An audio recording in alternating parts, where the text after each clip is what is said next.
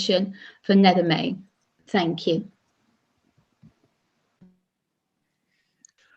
Thank you, Chair. Just for clarification, I'm going to present both agenda item 4 and 5 because they're at the same site. So we can go to the next slide, please, Hannah. And the next one. Okay. So the wider Nethermain site was granted outline planning permission in December 2013 for up to 725 homes, a 2-form entry primary school, up to 622 square metres of local retail, highway and access improvements. Councillor Morris was trying to intervene. Yes, I'm a little puzzled because the agenda says both of them are reserved matters, but one of the titles on there said it was a full planning application, which is correct. On the previous slide, Councillor Morris. Yes. No, the next one, the previous one to that. Planning application number 20/00672 full. Apologies, Councillor Morris. That should be reserved matters, not a full application. As long as we know where we are, thank you. Sorry.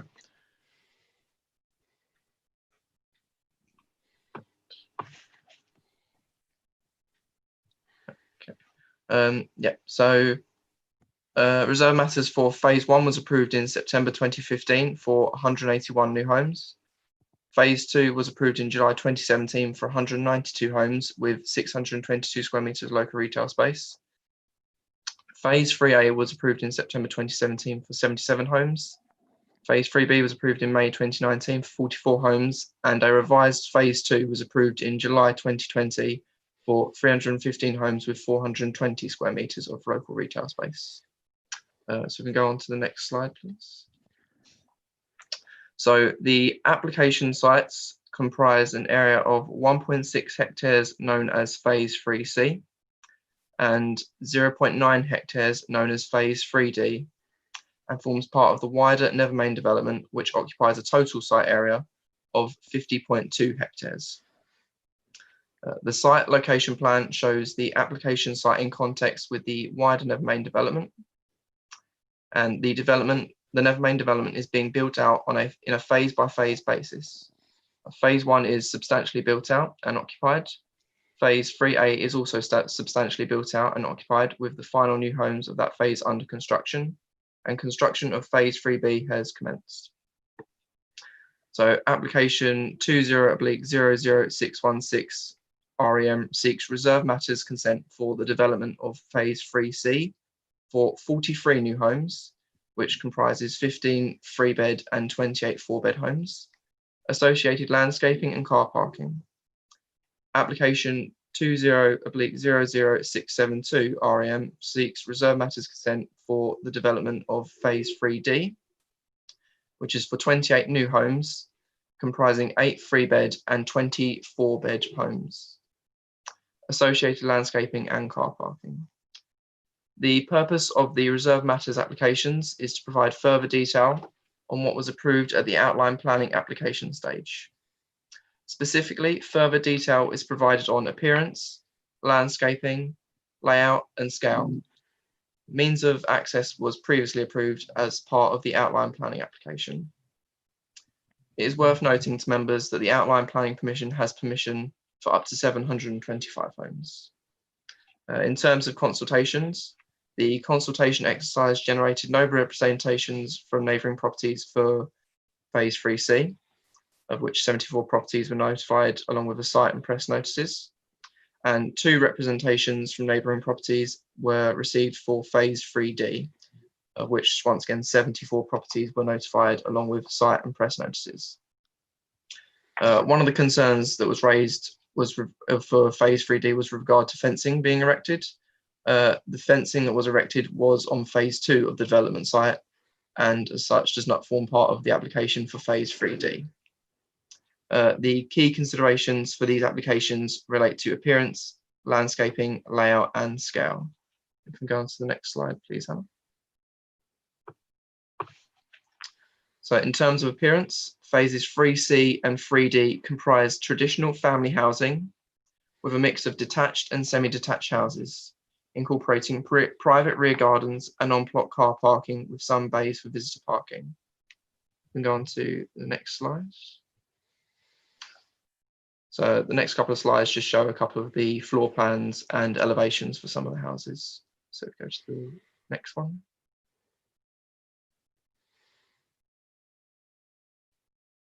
And the next slide, please. And the next one, please. Right. The new homes in phases 3C and 3D will reflect the style and design of the homes in the earlier phases. So the current slide shows some of the houses that have been built under phase 1, which will follow a similar design in the phases under consideration tonight. We can go to the next slide, please, Hannah. So in terms of soft landscaping, phases 3C and 3D have been designed with the bulk of the soft landscaping given over as private garden areas. 2 new trees of extra heavy standard size and 22 new trees of heavy standard size are proposed in phase 3C. 11 new trees of heavy standard size are proposed in phase 3D. The majority of the trees would be native species.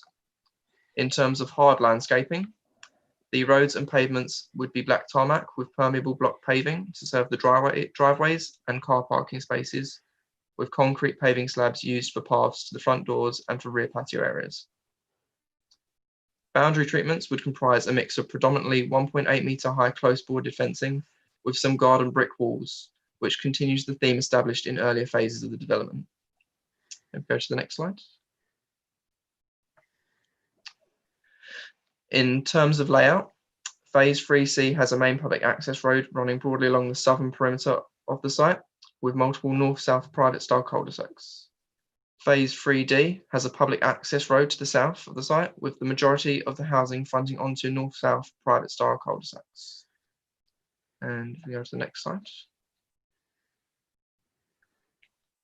In terms of scale, phases 3C and 3D represent that of a typical family housing environment, with building heights ranging between 2 and 2.5 stories, where accommodation is provided in the roof space. This is interspersed with single-story garages, which mirrors the earlier phases. In conclusion, the proposed design and layout of phases 3C and 3D follows the form established for phases 1, 2, 3A and 3B, and is considered to be in general conformity with the outline planning permission.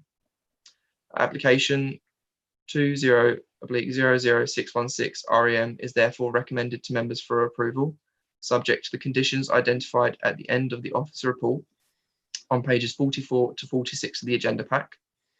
And application 20/00672/REM is therefore recommended to members for approval, subject to conditions identified at the end of the officer report on pages 63 to 65 of the agenda pack. Thank you.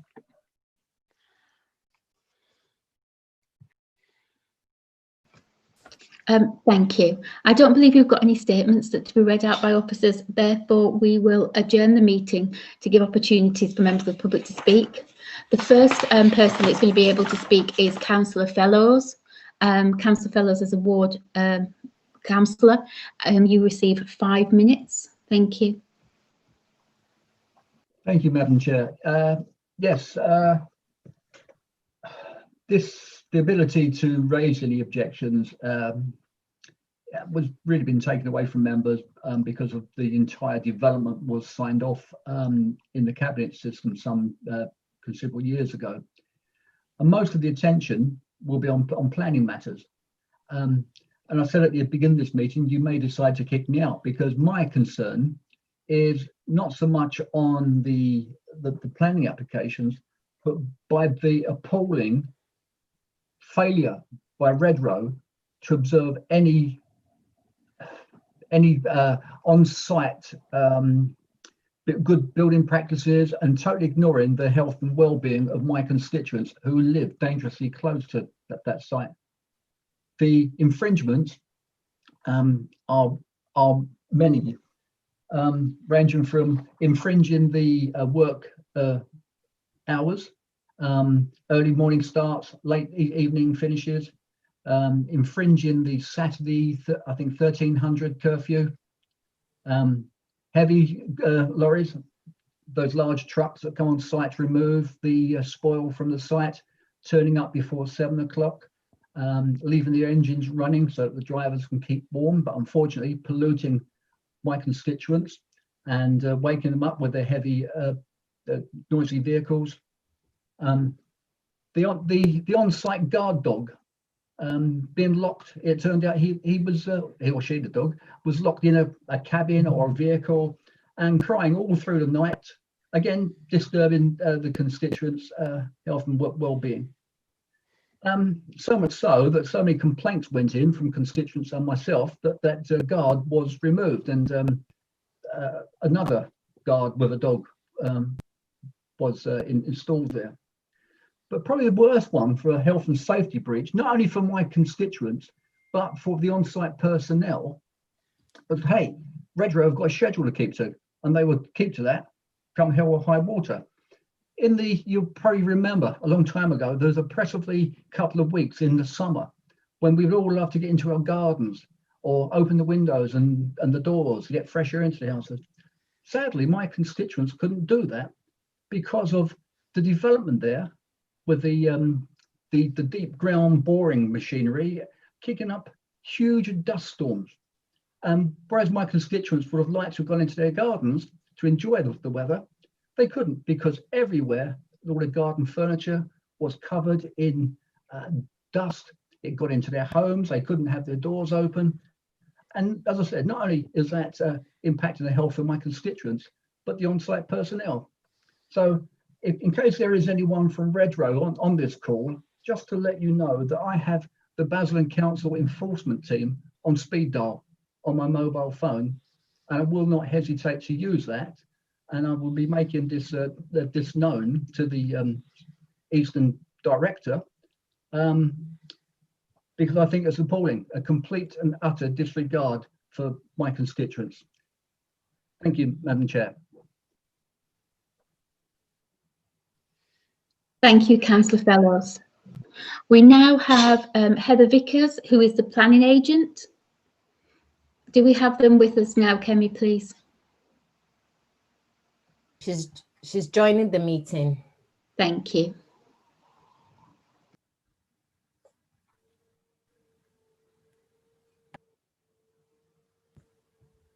Heather? Yes, hi. Hi. Okay, you've got 3 minutes to address the committee. My colleague will be showing you the timer, and 30 seconds left. You'll be asked to round up. Okay. Okay, thank you. Good evening, Chair and members. My name's Heather Vickers. I'm the agent for this application and a chartered town planner.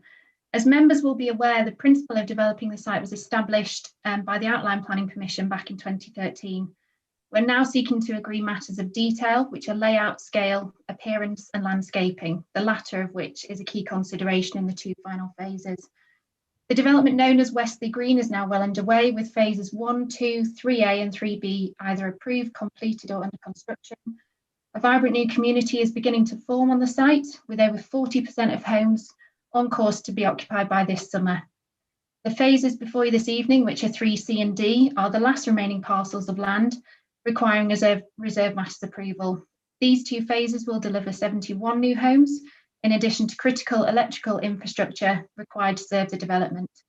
The design and layout of these phases are a continuation of others, taking on board comments from councillors, officers and members over the last few years. The boundaries of these phases back onto neighbouring residents' gardens along Ramtree Fold. During the application process, it was brought to our attention that residents had concerns over the removal of a small number of oak trees along the site's northern boundary, albeit this was in line with approved arboricultural conditions. As a result of positive dialogue with your officers, we have altered the plans. We're now seeking permission to retain a greater number of existing trees for the benefit of new and existing residents. A stronger maintenance plan has also been developed, which means we can protect these trees well into the future. Our plans will see a green buffer zone along the boundary, which will be planted with new vegetation, including whips, grasses and bushes, and seeing the existing vegetation retained where possible. In addition to the importance of new homes and accessible green space, it's worth reminding ourselves of the wider regeneration benefits. which have been unlocked by this site. They include new facilities for Basildon's market traders, land for the future expansion of St Luke's Hospice, and for the college campus in the new town centre. The £9 million digital campus is now complete, and this has been made possible by Redray's development. Thankfully, the light at the end of the tunnel is in sight after a challenging 2020. However, until things get better later this year, the construction industry must continue to keep the economy moving, providing an economic stimulus by keeping people in work. Redray remains committed to delivering much needed new homes at Wesley Green, and we therefore respectfully request that members move to support your office's recommendations and approve the application. Thank you.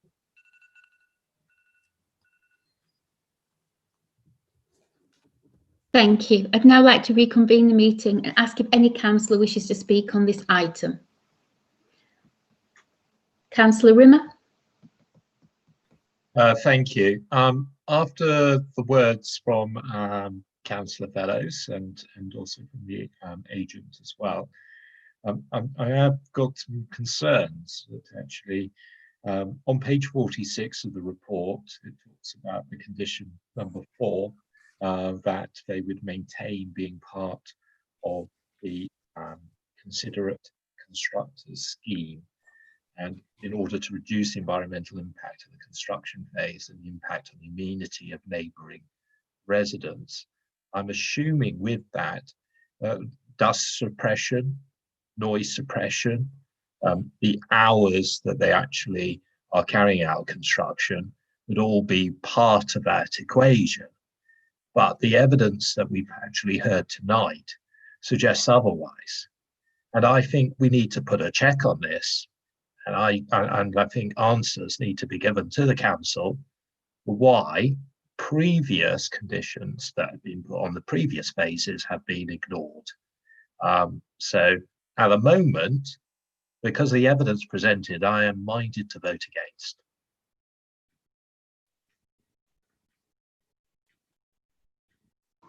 Thank you. Councillor Morris, you had your hand up? Yes, I mean, this is, as we've said, a reserved matters application, which means that we're approving the details that weren't approved in the outline application in 2013. All of the details seem to be very much in line with what was indicated at that time, the number of houses, etc. The appearance is very much in line with that sort of thing. I mean, we're certainly not getting any blocks of flats put in instead of the houses, thank goodness. And, you know, there is very little that we can say about this because it is a reserved matters application. Now, in line with the fact that you are hoping to streamline the planning application to the extent that it will end up being just a rubber stamping committee, I think you ought to consider also whether you return to the previous situation whereby reserved matters were decided by the chairman of the committee. And when you put that motion to commit to the full council, I will be only too happy to second it for you. Thank you, Councillor Morris. Obviously, that won't be happening. Does any other councillor wish to comment on this particular items? No. Well, with that, I'll take it to the vote. So we're going to be voting.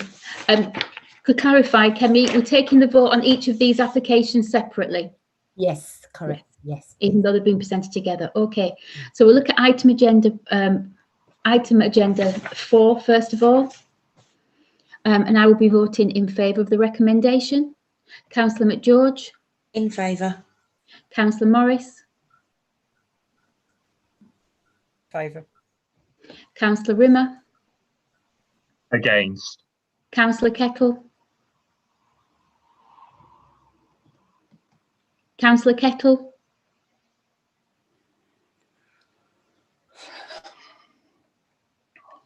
Councillor Kettle, I think you've lost your volume again. Could you please indicate with a nod for yes and a shake for no? No, you're voting against. Thank you. And Councillor Turner? Against. Thank you. And Councillor Adairn? In favour. Thank you. Kemi, can you please remind me of the totals for that, please? So We have 4 members in favour and 3 against. Thank you. It's been carried. So the recommendation is carried. We'll now move on to item agenda 5, in which I vote in favour. Councillor McGeorge, In favour.